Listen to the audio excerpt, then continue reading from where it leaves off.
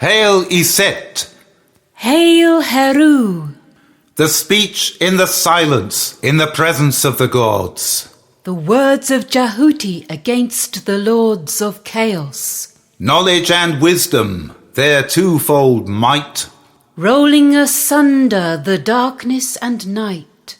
The shining serpent stirreth the universe of matter. Ea bears! Behold, the breaking forth of light. Welcome to the Temple of Babalon podcast. It is Friday, January the 15th, 2021, and this is your host, Oliver St. John. Do what thou wilt shall be the whole of the law. Series 2, Episode 7. We opened with the first part of Liber 930 from Phoenix and other stellar rites of initiation, the neophyte ritual. Our discussion begins with the way to Bubastis, or way of knowledge. The left-hand path is frequently identified with heterodox practices that are sometimes condemned as immoral by the profane. We begin, therefore, with the Egyptian festival of the goddess Bastet, which outsiders deemed lewd. We continue with Star and Snake of Egypt, where we ride the cosmic serpent to the innermost regions of the Temple of Hathor, working our way through the labyrinth until we emerge to open the doors of heaven, as did the priest Ankufna Khonsu. We conclude the episode with the Oracle of Babalon, as received by the Elizabethan mage John Dee, with a commentary that we hope shall throw a light on this remarkable but little understood received text. Series 2, Episode 7, Part 1. The Way to Bubastis, or Way of Knowledge. There is wide interpretation of left-hand path and right-hand path, even in India and Tibet, where the terms originated. The way of the left hand, Varmamaja, generally denotes a path of knowledge, where ritual and yoga is rendered effective and meaningful through devotion to the Shakti, or feminine power.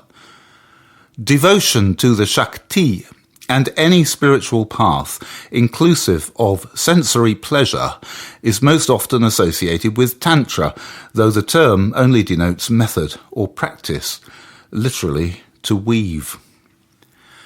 The right-hand way, Dakshina, aspires to truth and purity of mind, and is often associated with asceticism.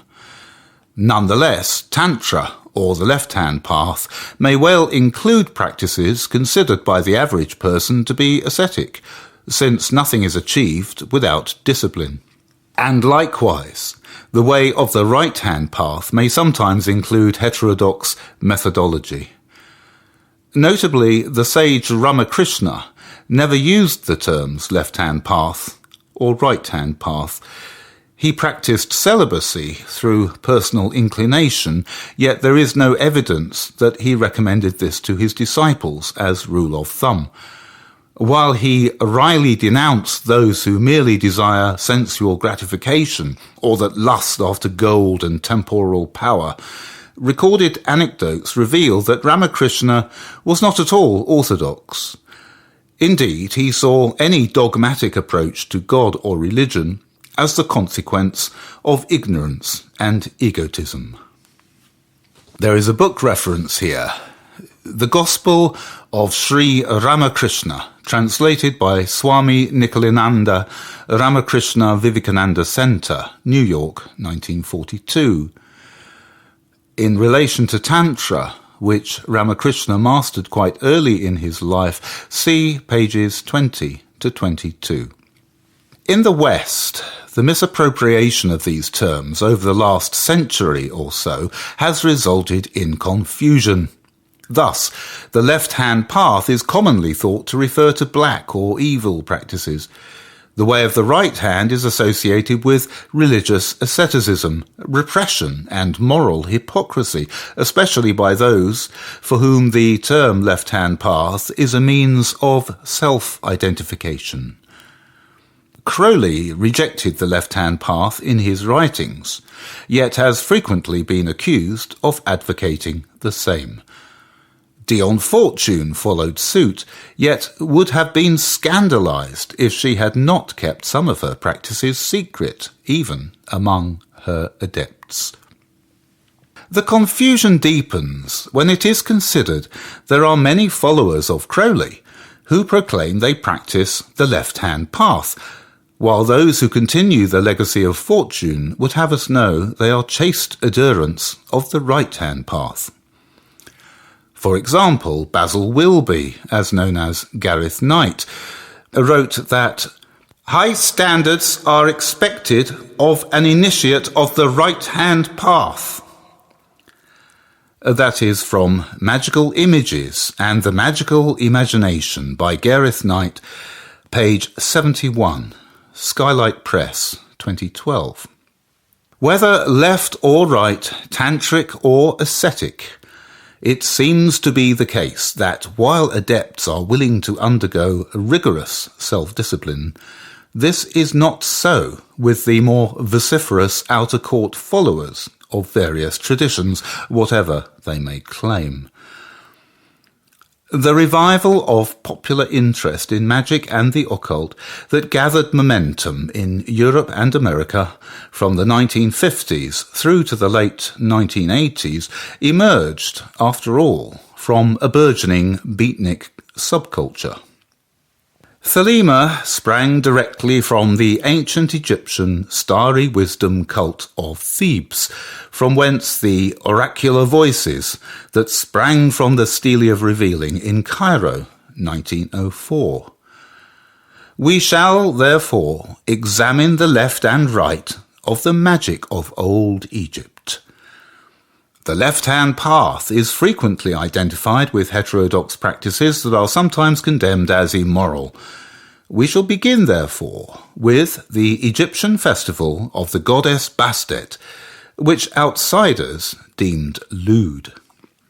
According to E. A. Wallace Budge, April and May was the time of the festival of the cat goddess Bast or Bastet in the Nile Delta region of ancient Egypt. The passing of the sun from Taurus to Gemini is well figured where, in Gods of the Egyptians, Budge quotes a passage from the Greek traveller Herodotus describing the festival of Bast. Bubastis, the Greek name of the city, is derived from the ancient Egyptian Perbastet, house of Bast. Herodotus recounts how the city of Bubastis was artificially raised in height, yet the island temple of Bast, which had stood there long before the city was built, could be seen from every part of the city as a lofty and stately tower. According to Herodotus, round about the tower is a wall engraved with hieroglyphics and depictions of various beasts. The inner temple is enclosed by a high grove of cultivated trees, and in it is set up an image. The length of the temple is 220 yards each way.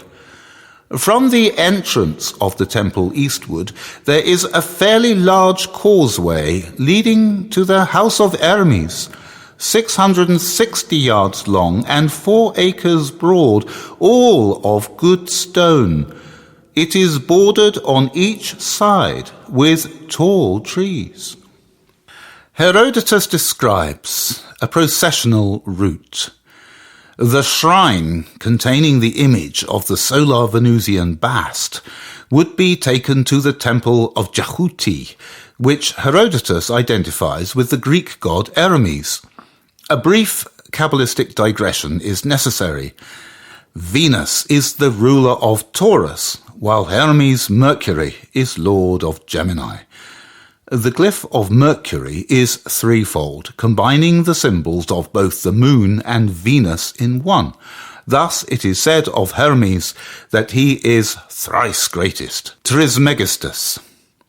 The moon, Mercury and Venus form the lowest triad on the tree of life, oft associated with the astral plane, or Yetzirah.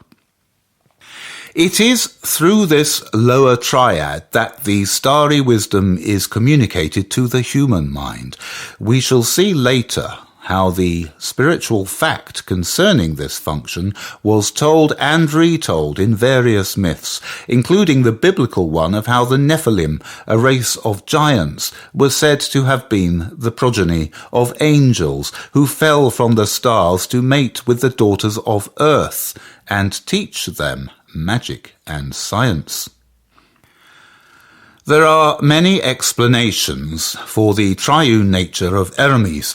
However, it is said there were three great races or life waves, of which the present race of humans is the third and the most degraded. The second life wave began after the last ice age. The first were the builders of the perplexing monoliths and other artifacts that are called earth mysteries. For the earliest account, see Thrice Greatest Hermes, G.R.S. Mead, pages 72 to 73, Kessinger Books. The festivities on the Nile route to Bubastis took place on a grand scale. Celebrants were carried there in boats along the Nile. According to Herodotus, they numbered 7,000 men and women, for children were excluded.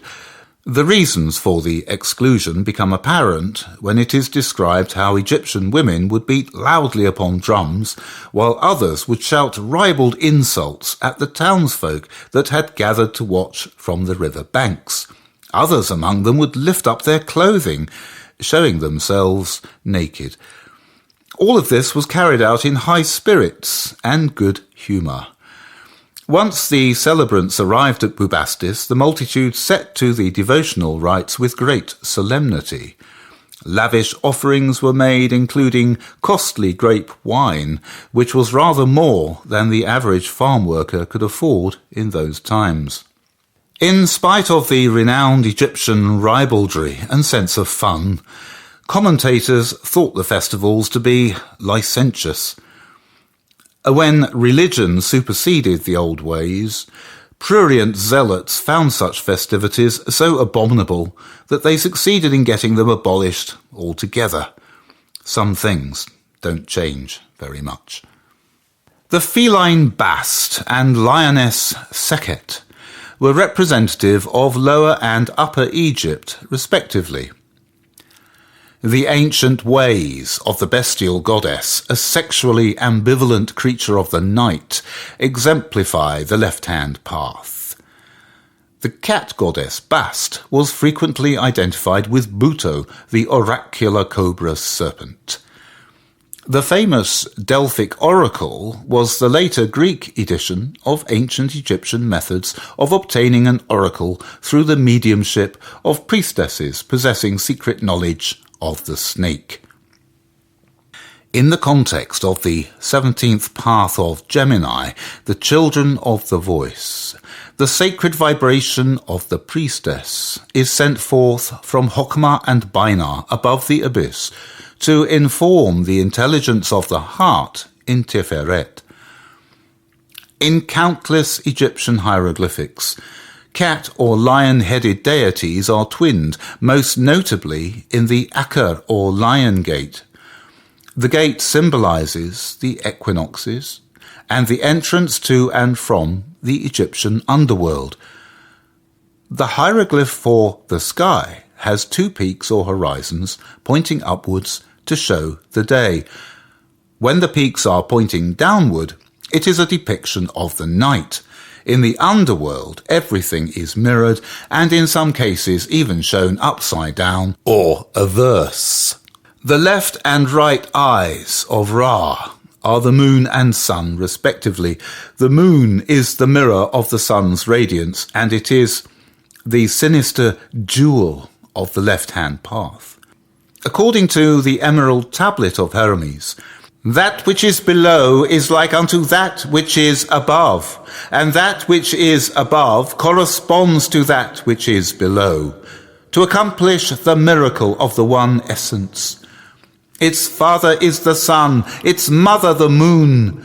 The wind carried it in its womb. From the bosom of the earth it is nourished. It is the source of all works of wonder in the world. Its power is complete.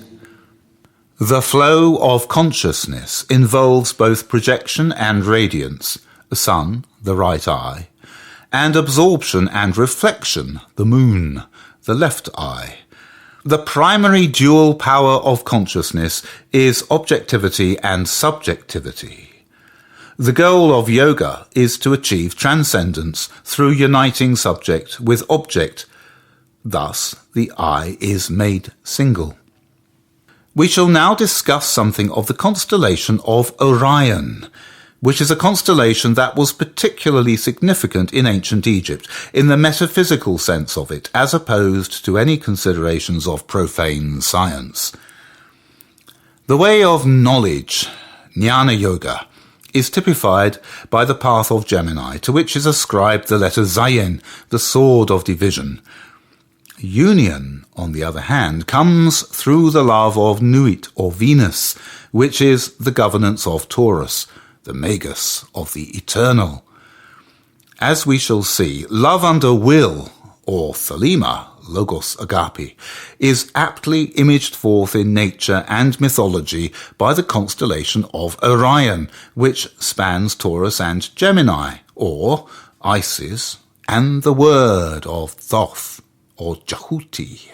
On the front side of the Stele of Revealing, the adorant Ankufna Khonsu mirrors the god Mentu, who embodies both Ra and Set Typhon. The Theban priest is called Khonsu, sky traveller, after the moon god. At Thebes, Khonsu is the child of Mut and Amun-Ra. The priest makes the gesture of invocation and offering with his right hand as he wishes to offer the god all that he is and can ever be, his whole self. The right hand is giving, as the sun gives light and life to the world. As the right hand is giving, the left hand receives. We cannot have one without the other. The act of giving contains receiving latent within it. The act of receiving has the seed of giving latent. A true invocation is at the same time an offering, for only the whole self is a fit offering to the gods. Egyptian gods and priests are frequently depicted with their left foot forward. The constellation of Orion the Hunter, known as Sa to the Egyptians, has his left foot forward in the sky. Orion is close to the constellations of Taurus and Gemini, and was known to the Babylonians as a herald or messenger, as well as the guardian of land and boundaries. Orion is variously depicted as a god, giant, shepherd, walking bird, or phoenix. The magical race of Nephilim, mentioned in the biblical book of Genesis 6:1-4, were in all probability children of Orion. The mysterious genealogy is explained by Sumerian myths, which tell of wise Akkadians that survived the flood or otherwise came out of the sea. From gods that come out of the sea, we may understand that certain intelligences emerged from the depths of inner space. Whether gods, demigods, or priests of the mercurial deep-sea god Enki, the Akkadians taught knowledge of science and magic to generations of humans after the last great cataclysm on Earth. The knowledge is that of the ancient ones, who before the flood set in place gigantic and mind-bewildering artifacts in various Earth locations, for which there is no exoteric explanation. Some of these locations are subterranean, of which a most notable example is the catacombs below what is called the Saqqara complex in Egypt. Arcadia is formed from Akkadu. The word is etymologically related to Akka, the Egyptian term for a magical body, achieving resurrection by passing through the underworld, or Stari Duat. Rigel is the star that marks the left foot of Orion. Rigel is positioned at 17 degrees Gemini. Rigel is the brightest star in Orion and one of the 7 brightest stars in the night sky. Rigel was very important in the ancient Egyptian scheme of things, as it rises before Sirius, the heliacal rising of which marked the solar year. Pharaohs and priest kings take the form of Sahu, upon death. The constellation is thus associated with resurrection and immortality. The meaning of the left eye, left hand, left foot, left side or profile became distorted over long ages of time. All that was considered feminine and left was identified with the night or the underworld and was eventually demonized. Interpretation therefore requires the use of careful discernment. The feminine power of the left side, which is personified as the Egyptian Sekhet or Shakti, was always honoured in ancient Egypt, though in later dynasties it was hidden.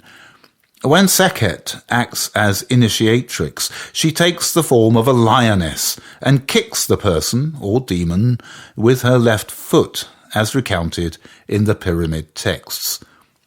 This has the effect of burning up everything inside them that is concerned with the poisons of the body and ego, the false king and tyrant over the soul. Once the person is empty of falsehood, and the way is thus prepared for illumination, Sekhet may fill the initiate with her fire and light. In this way, the Thelemite, with both feet firmly on the path, is capable of transformation into an eternally living star. As it is put by Nuit in Liber L 1:3, whose manifest star is Sirius, Every man and every woman is a star. by the Kabbalistic method where chapter and verse numbers may be compounded, the verse equals 13, path of the priestess of the silver star. The star is also a moon, for Da'at is the height, the summit. The higher moon is located at the outer threshold of the planetary system glyphed by the lower Sephiroth. Da'at is best understood as the apex of a tetrahedral pyramid, of which the first 3 numbers form the base. At the summit, all ways meet. The left-hand path and right-hand path then cease to have meaning, as do all other conventions. To summarize what we have put forward here, and to draw to our conclusion. In India and Tibet, there has ever been a guru tradition. Initiation, if it comes, is passed directly from master to pupil. Sometimes the right way is left, and the left way is right. It all depends, for the meaning differs according to the school of thought and the individual. While there does not appear to have been a guru tradition as such in ancient Egypt, the schools of thought and so practices were as diverse and numerous as the nome or earth locations up and down the length of the Nile. Likewise, individual teachers and practitioners could be counted as reeds strewn upon the surface of that great river, or as stars in the night sky. While it may be convenient to classify all magical and spiritual practices as either left-hand path or right-hand path, we must consider whether such arbitrary divisions draw us nearer to truth or lead us further away from it. Or perhaps even that, as is now the case in the technological age, such simplistic devices might blind us to the possibility that truth can even exist. There is a modern development of the left-hand path that is a far cry from the festivities of ancient Bubastis. Rational scientism has exerted its influence on esotericism to the extent that some will, in all sincerity, assert that nothing exists beyond the self. All else, they will say, is impermanence, nothing but dream.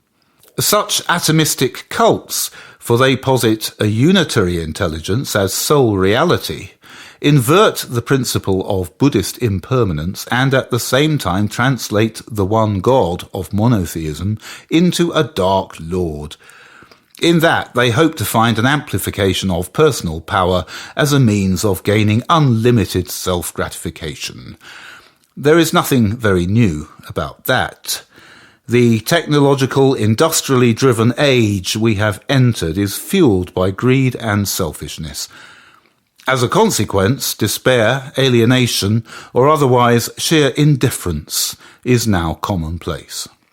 Amidst such a spiritual vacuum, it should come as no surprise that some would worship at the altar of a tyrannical overlord whose monstrous, mocking image reflects the wish of that which Freud termed the infantile ego. After a short break, we will resume the reading from Babalon Unveiled, Thelemic Monographs, with Star and Snake of Egypt.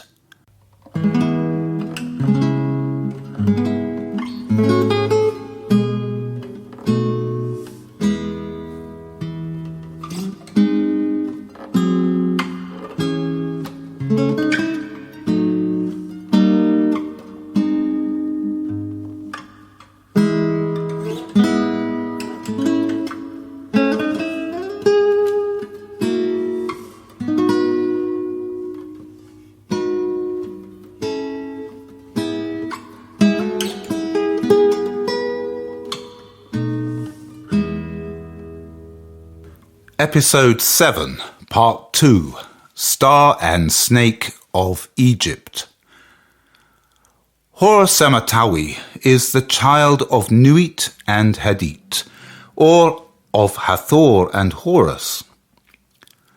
His presence in the temple of Hathor at Dendera is therefore significant. At the temple of Hathor, Horosematawi, Horus, the unifier of the two lands, is depicted as a cosmic serpent.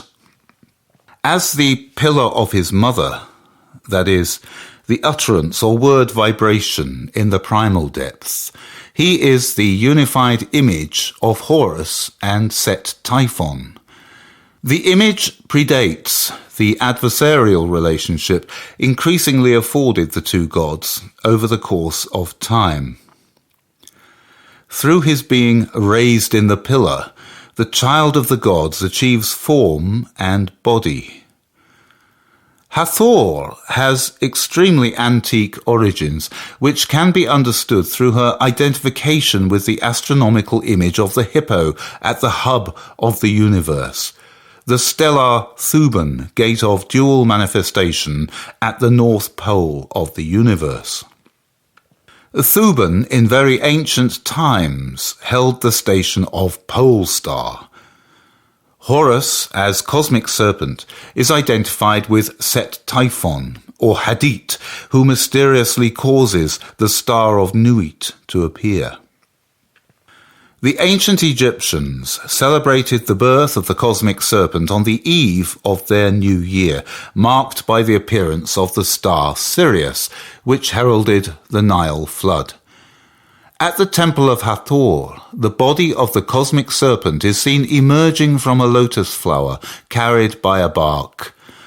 The seed of the soul or child star emerging at the dawn of creation. Thus, entering the way of the serpent body is to embark on a journey through the night of consciousness. The seed of light consciousness is carried forth in secrecy and silence until once more, when the astral alignments are made, the cosmic serpent arises in the vaults of the body of Hathor to give birth to spirit and new life. The Ba, or soul of Hathor, her cult image, was carried out of its chamber and onto the roof before the heliacal rising of the star Sirius on the eve of the new year. Thus, she and the sun disk were united as the seer is united with that which is seen. As the sun climbs above the horizon, the span of all that can be seen is realized as the sum of all creation. The bejeweled splendor of Hathor, dazzling in the reflected glory of Ra, was nonetheless a display put on for the public celebration. Hathor, whose totem is the copper mirror, is as much about appearances as about the mysteries of being, of creation itself. About the central sanctuary or great throne were grouped 11 chapels or shrine rooms dedicated to other gods such as Isis, Sokar, and Ra, along with the totems and images of Hathor such as her Menat necklace and sistrum rattle. In Liber L 322, the initiate is instructed thus: "The other images group around me to support me. Let all be worshipped, for they shall cluster to exalt me. I am the visible object of worship. The others are secret. For the beast and his bride are they, and for the winners of the ordeal X. What is this?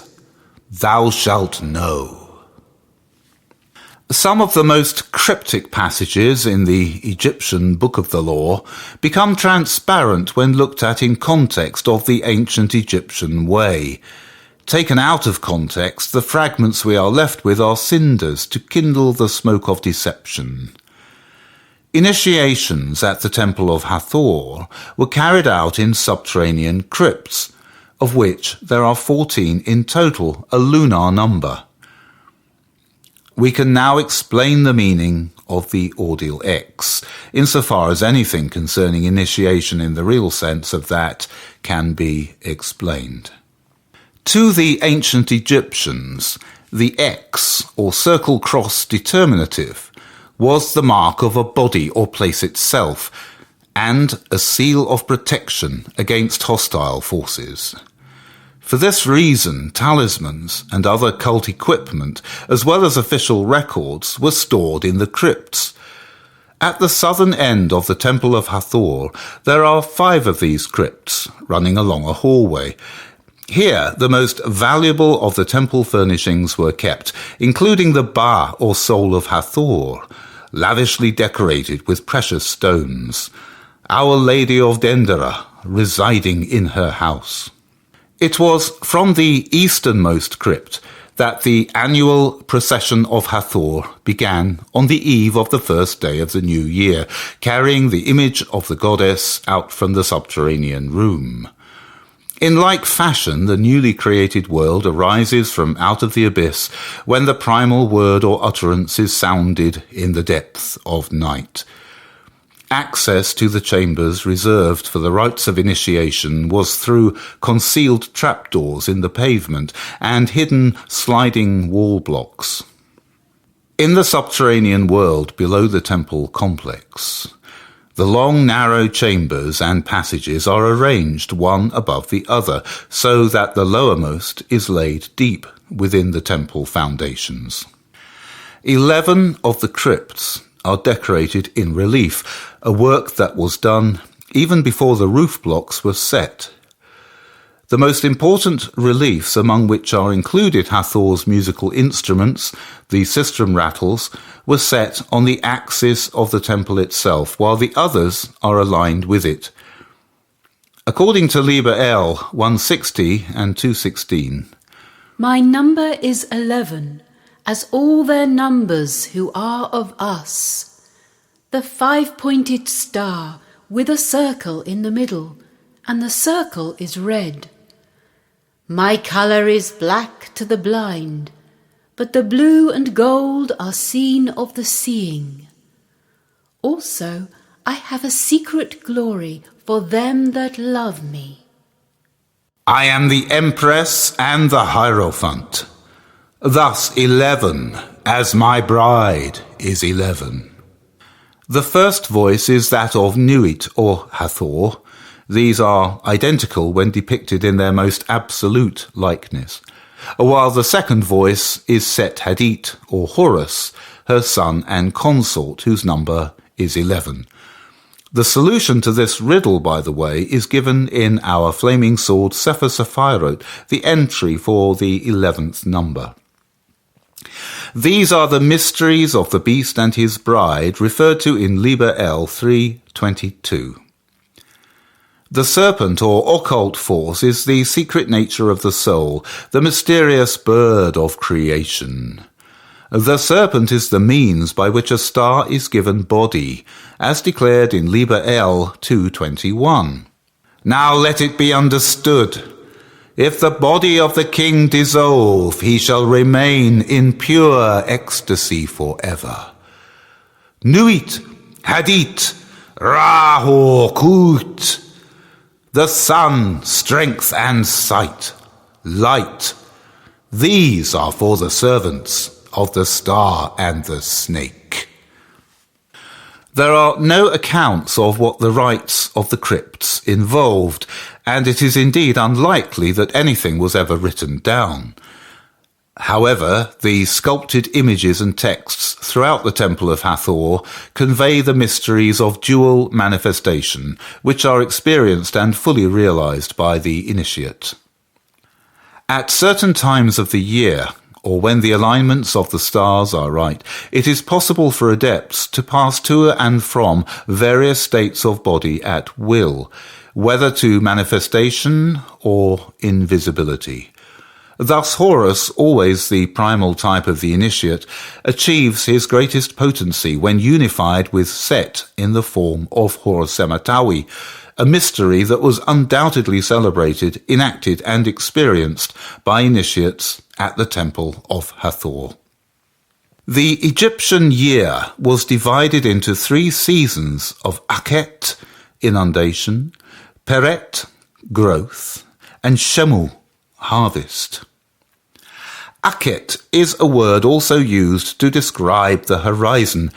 Erumakis, Haramakis or Hormaku is frequently associated with the double gateway of the underworld, symbolized by the Acre lions. There the sun enters and leaves via the west, the ingress at sunset, or east, the egress at dawn. According to Liber L 3:34, but your holy place shall be untouched throughout the centuries. Though with fire and sword it be burnt down and shattered, yet an invisible house there standeth, and shall stand until the fall of the great equinox, when Herumakis shall arise, and the double-wanded one assume my throne and place. The name Herumakis or Hormaku is made clearer in its Egyptian form. Horemaket, literally Horus in the horizon. However, Akhet or Acre is a gateway or door.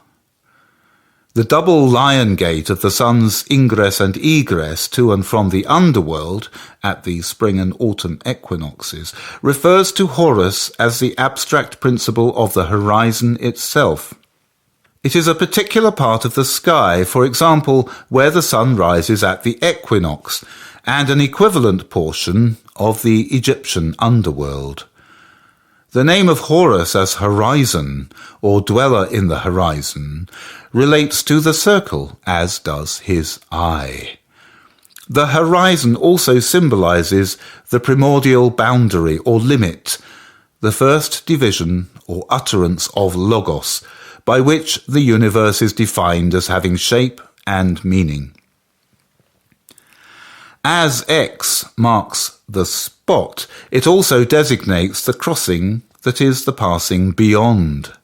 Horemaku, or Horemaket, was often depicted as a lion with the head of a woman, as with the Sphinx of the Giza Plateau. Thus, I am the Empress and the Hierophant. At other times, the Nita took the form of a hawk or ram, especially when linked to the god Khefra, the rising or emerging sun at dawn. Ra accomplishes this, we should bear in mind, after travelling through the underworld, symbolised as the body of the cosmic serpent. We may now return to the roof of the Temple of Hathor, where the ritual of the union of Hathor and Horus is enacted at the dawn of the new year. Here, the soul of Hathor beholds Ra, ascendant and conjoined with the great mother star Sirius. Her eyes are both the mirror, the marker of the horizon, and the centre point of the observer. In like fashion, the enigmatic Sphinx of the Giza Plateau marks the horizon, witnessing the sun born on the equinoxes. Thus, she sees and partakes in the mystery of herself, her appearance. In seeing Ra, Hathor unites with him, through the medium of his visible sun disk. Participants of the ritual are similarly united with the whole body, sense and meaning of the ritual, as well as the stellar alignments or space marks. Horus and Set Typhon are unified in that moment and embodied in recreated self, the new life, self-created, self-born, triumphant over all. Episode 7, Part 3, The Oracle of Babalon. A theurgic operation recorded by John Dee on the 23rd of May, 1587, consisted of a simple prayer to be instructed in the practice and understanding of wisdom.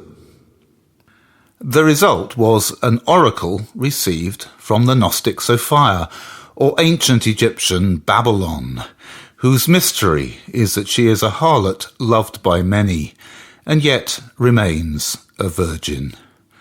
You may be interested to know that the name Babalon is derived from Babylon, which is a corruption of the ancient Egyptian Perapi-en-Anu, Nile Temple of Onu. You can easily understand how the ancient Greeks and other foreigners, finding the Egyptian tongue almost impossible to understand, on hearing a Perapi-en-Anu, would hear a Babalon. The world-renowned colossus of Isis Hathor once stood at the gate to the processional route to Onu, On or Heliopolis. Perapi-en-Anu was the Nile temple situated there, along the processional route.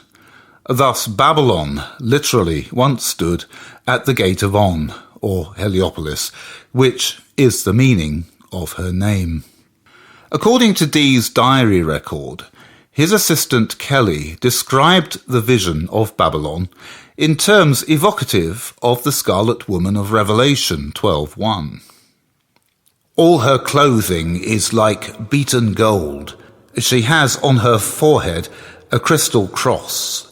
Her neck is bare, and she is naked, even to the waist. She has a girdle of beaten gold loosely buckled about her, with a pendant of gold down to the ground. Babalon added repeated warnings not ever to disclose this knowledge to the profane. The oracle is wrongly thought to have been the result of scrying the seventh ether of the Enochian system. There is no evidence from Dee's diaries that he and his assistant Edward Kelly ever scried any of the 30 ethers directly. The idea originated from comparison of the oracle with Aleister Crowley's scrying of the seventh ether centuries later. The spirit first seen in the scrying crystal by Dee and Kelly was Madimi, the same spirit that was contacted at the beginning of the Enochian operation, and that appears to have initiated that work. The mischievous female spirit had sometimes appeared naked, causing some consternation to the two men, as evidenced by Dee's record. A book collector, Sir Robert Cotton, purchased the field where John Dee had buried his diary records and proceeded to dig them up. The Cotton manuscripts were subsequently edited and published by Merrick Casaubon in his A True and Faithful Relation, 1659. There is a popular myth that the vision on this occasion so unnerved Kelly that it caused him to permanently part company with Dee and sever all relations. The notion, which is pure supposition, appears in several biographical accounts. The yarn was elaborated and dramatised somewhat by Kenneth Grant in his book The Magical Revival, and has been oft repeated. The alleged criminal activities of Kelly that supposedly followed the rift might probably owe more to Crowley's past life fantasies than any historical evidence. According to Dee's record, the reading over of the Oracle of Babalon, described in the diary as the Golden Woman, caused the two men great comfort. Babalon is referred to in Dee's Enochian calls or keys of the ethers. Uniquely, as the daughter of fortitude, she speaks directly in the first person. We may readily understand her to be identical with Isis, Nuit Babalon, or Hathor. As Shakti, Shekinah, or divine female holy presence, her natural abode is Binar or Saturn, above the abyss of the Hermetic Tree of Life. As the Grail or Grail Cup holder, she is the receiver of all and refuser of none.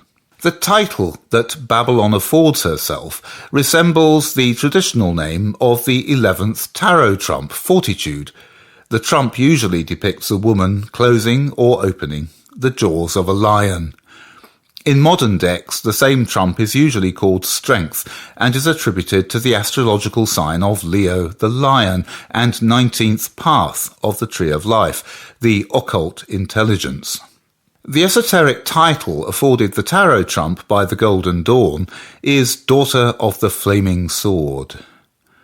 Crowley's design for the trump, which he retitled Lust 11, was based on William Blake's Whore of Babalon. Thus, the woman is specifically identified with Babalon as the Scarlet Woman of the Egyptian Book of the Law.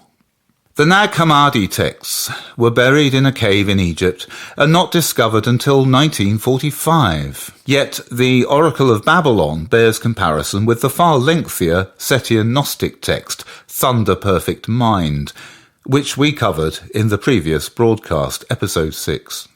Interestingly, John Dee began his Enochian magical operation for the purpose of recovering lost ancient books through the means of clairvoyance.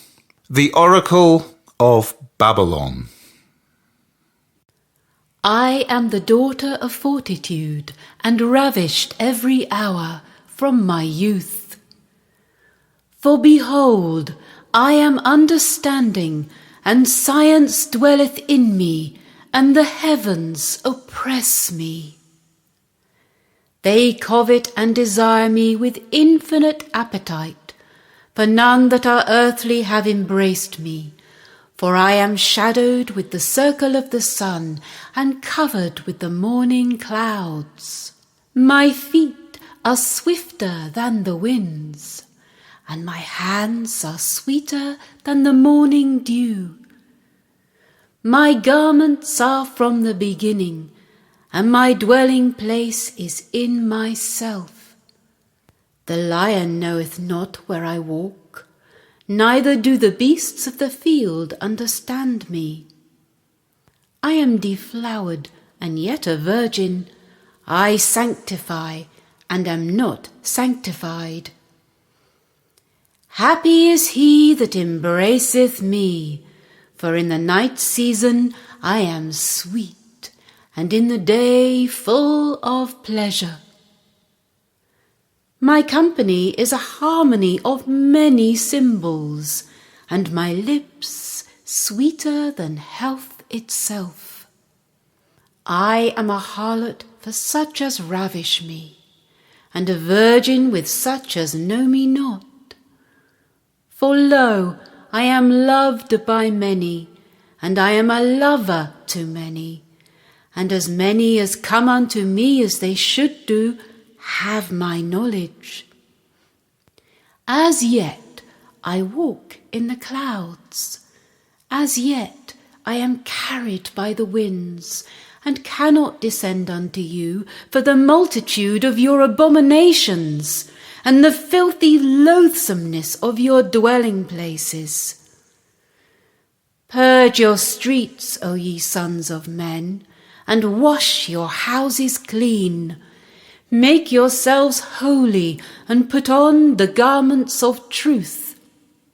Cast out your old strumpets, and burn their clothes.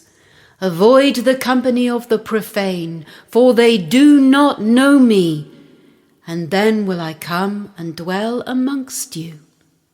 I will open my garments, and stand naked before you, that your love may be more inflamed towards me. And behold, I will bring forth children unto you, and they shall be the sons of love and truth. There now follows my commentary on the Oracle of Babalon. 1. I am the daughter of fortitude, and ravished every hour from my youth.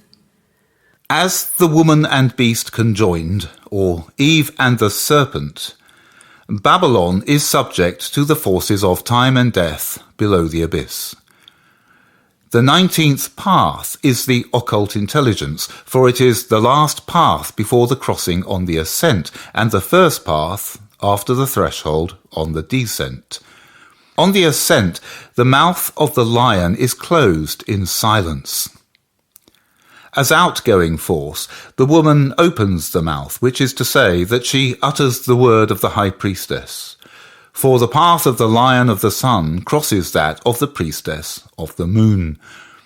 Thus, in the opening declaration, Babalon comes forth from the veil to answer the prayer, which was to be instructed in the understanding and practice of wisdom. Understanding and wisdom are the names of Bainar and Chokmah, beyond the abyss, marking the outer threshold of human reason. 2.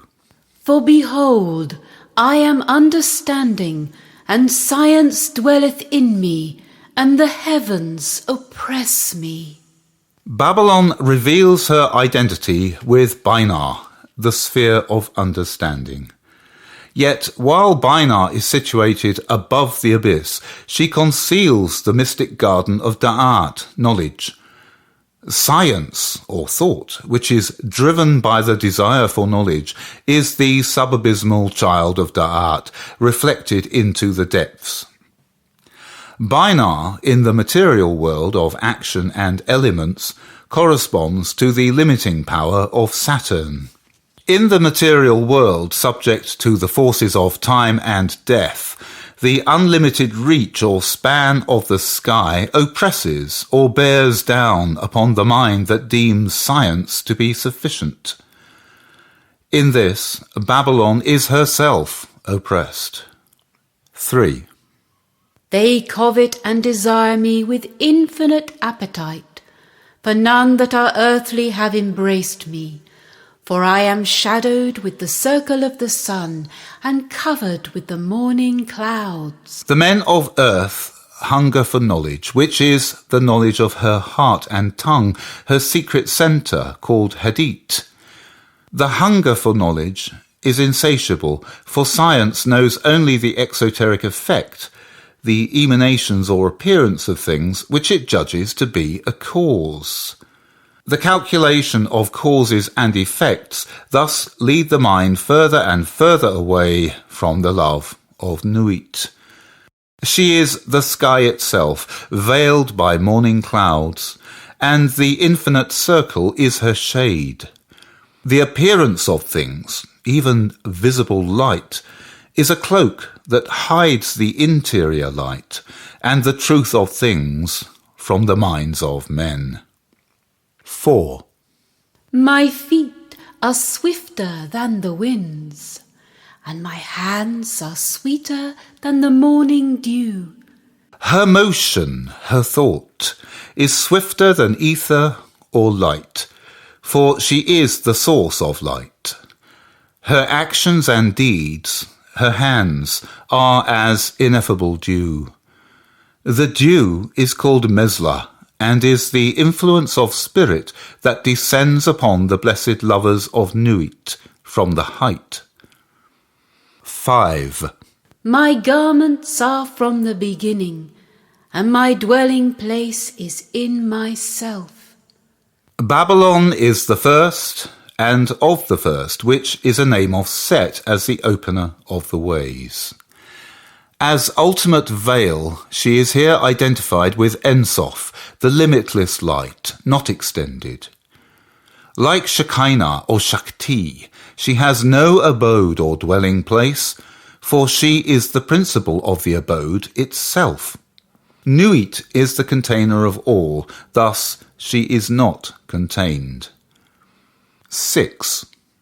The lion knoweth not where I walk, neither do the beasts of the field understand me. The men of reason and science are lions insofar as they manifest insatiable hunger for knowledge. What little they know is much bandied about with considerable pride. Men are beasts of the field insofar as they toil. Yoked by reason and bound up with pride, they do not understand or know of the infinite love that resides in the sacred heart or rose of Babalon. 7. I am deflowered, and yet a virgin. I sanctify, and am not sanctified. Babalon is incorruptible. Her essence is pure mind. As such, only her image or appearance is subject to the forces of time and death, and she is not changed in her essence. She is the only true power of consecration, sanctity. Therefore she cannot be made holy, for she is holiness itself. 8. Happy is he that embraceth me, for in the night season I am sweet, and in the day full of pleasure. There is happiness for the blessed that know her truly.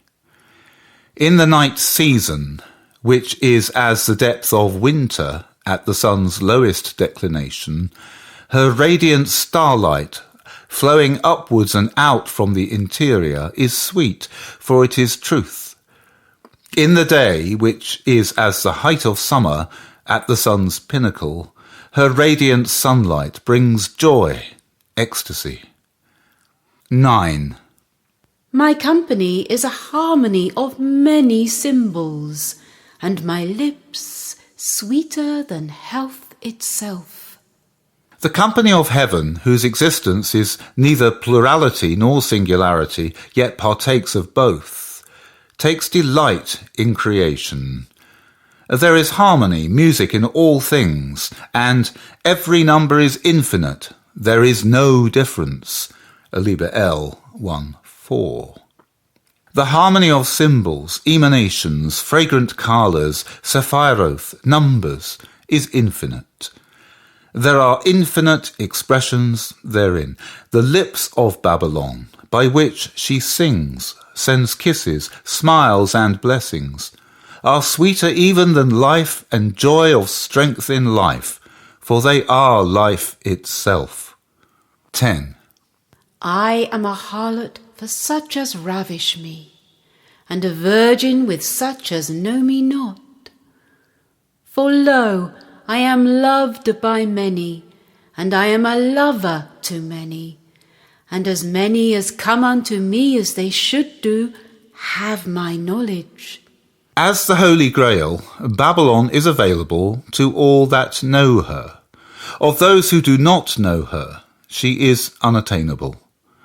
Her knowledge is only conveyed to those that come unto me, which is to say, Egypt will not come to those who, as from afar, pore over scraps of mummy linen. We must go to Egypt to learn her ways. 11. As yet I walk in the clouds. As yet I am carried by the winds, and cannot descend unto you for the multitude of your abominations, and the filthy loathsomeness of your dwelling places. She is remote, inaccessible to the many, the multitude, who are separated from love by the isolating power of self-absorption. For such dwell in the loathsome darkness of their minds, knowing nothing more. Their actions are sinful abominations against truth and love, for they know not of truth and love. 12. Purge your streets, O ye sons of men, and wash your houses clean. Make yourselves holy, and put on the garments of truth. Babalon would have us know there is a chance, even for the abominable multitude, of knowing her love. The streets, the ways, must be cleared of the poisons of thought before passage can be made. The mind is as an unclean house unless prepared for the indwelling presence. In practical terms, the ritual purifications mean nothing unless the mind is cleansed thoroughly by study, learning, and intense aspiration. The holy garments of truth are as the seamless robe of the master that awaits the initiate in the higher ethers. As such, the garments are the coup. To put on such a garment is to enter Nuit's company of heaven. 13. Cast out your old strumpets, and burn their clothes. Avoid the company of the profane, for they do not know me. And then will I come and dwell amongst you. The false accretions of the ego are likened to old strumpets. The mind that is driven by the acquisitive desires of ego is a prostitute insofar as it trades prized tokens of truth for profit. Such tokens, the accretions of the multiplicity of false identifications, must be burned in the fire of spirit. There are profane ones whose company must be avoided. It is an error to imagine that the spiritual life means entertaining those who, driven by automatic compulsion, would drag the soul down with them to hell and destruction. There is a promise. Babalon will dwell with and within those who are able, by the power of her love, to rise above the forces of dispersion in the underworld. 14.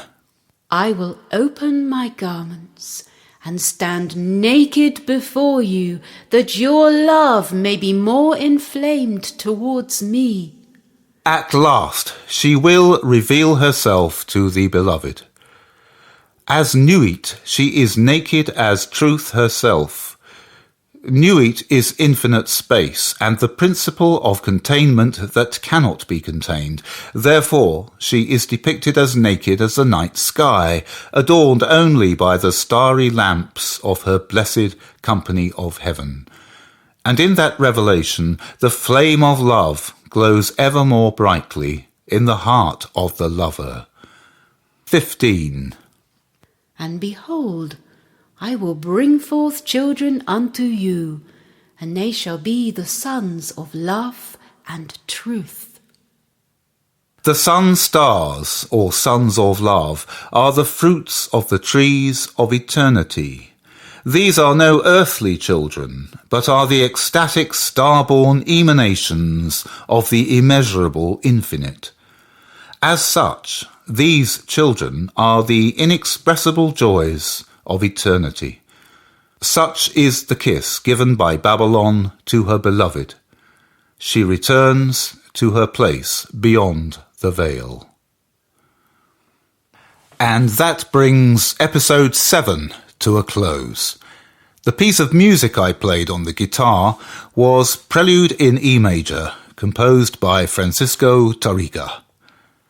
Thank you for your attention. Love is the law, love under will.